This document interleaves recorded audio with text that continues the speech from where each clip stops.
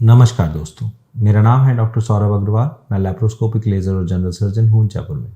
आज हम एक ऐसी बीमारी के बारे में बात करेंगे जो भारत देश में बहुत ज़्यादा फैली हुई है और इसका नाम है टीबी। टीबी या ट्यूबरकुलोसिस जो बीमारी है वो हमारे शरीर में बाल से लेके नीचे पैर के नाखून तक कहीं पर भी हो सकती है। तो आज हम स्पेशली बात करेंगे पेट में होने वाली टीबी के बारे में। पेट की जो टीबी होती है वो सामान्यतः एक ऐसा इन्फेक्शन है जो कि पेट के अंदर हो गया होता है और बहुत टाइम तक साइलेंट पड़ा होता है। इसके जो सिम्टम्स होते हैं वो बहुत ही वेग होते हैं, जैसे कि पेट में कभी कभी दर्द का होना, या फिर जब ये स्टिक्चर फॉर्मेशन में चले जाता है तब पेट के अंदर रुकावट का होना, आफरा का आना और ब्लोटिंग सेंसेशन होना। ये कुछ ऐसे सिम्टम्स हैं जिनसे कि बहुत बार इसका डायग्नोसिस नहीं बन पाता है। पेट का जो टीबी है उसकी वजह से मरीज का वज़न भी कम हो जाता है और उसको भूख लगना भी कम हो जाता है। जो टीबी के बाकी सिम्टम्स होते हैं, जैसे कि शाम के टाइम पे बुखार का आना या वीकनेस का होना, वो भी इसमें देखा जाता है।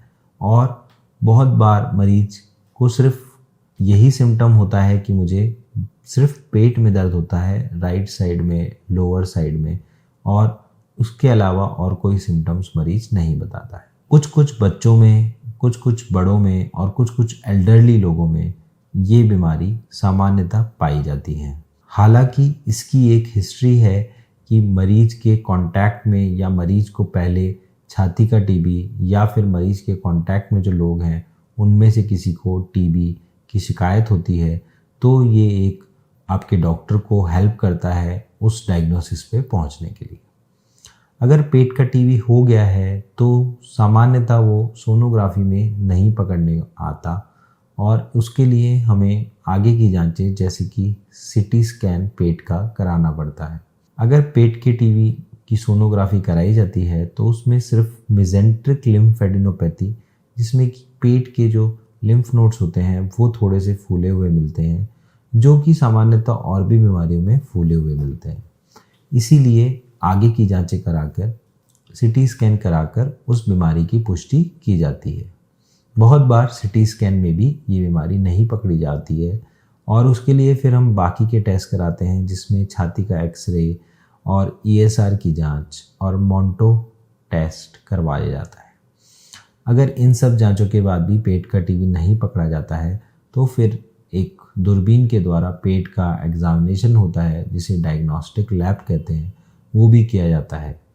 क्योंकि टीबी एक ऐसी बीमारी है जो कि अगर कॉम्प्लिकेटेड ना हो तो सिंपली एक दवाई जो कि सुबह के टाइम पे लेनी होती है, उससे 6 से 9 महीने से 1 साल के बीच में पूरी तरीके से ठीक हो सकती है।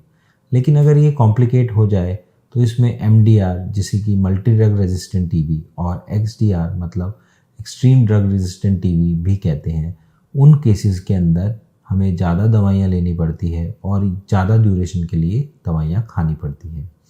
कई बार इसके अंदर ऐसे कॉम्प्लिकेशंस भी होते हैं, जैसे कि पेट के अंदर रुकावट का आ जाना और पेट के अंदर परफोरेशन का हो जाना। ऐसी कंडीशन में पेशेंट को इमीडिएट ऑपरेशन की ज़रूरत भी पड़ जाती है और कई बार लेटेंट का रास्ता भी पेट के ऊपर बनाना पड़ जाता है। अगर किसी को ये बीमारी है और उसे लगता है कि मेरे को जो सिम्टम्स आ रहे हैं वो टीबी के हो सकते हैं, तो उसे अपने डॉक्टर को दिखाना चाहिए, उनसे अपनी परेशानी को शेयर करना चाहिए, जिससे कि उसको प्रॉपर इलाज मिल सके।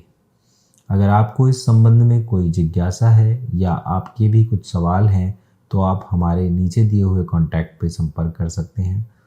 और अगर आपको ये वीडियो पसंद आया है तो इस वीडियो को लाइक कीजिए और हमारे पेज को सब्सक्राइब कीजिए।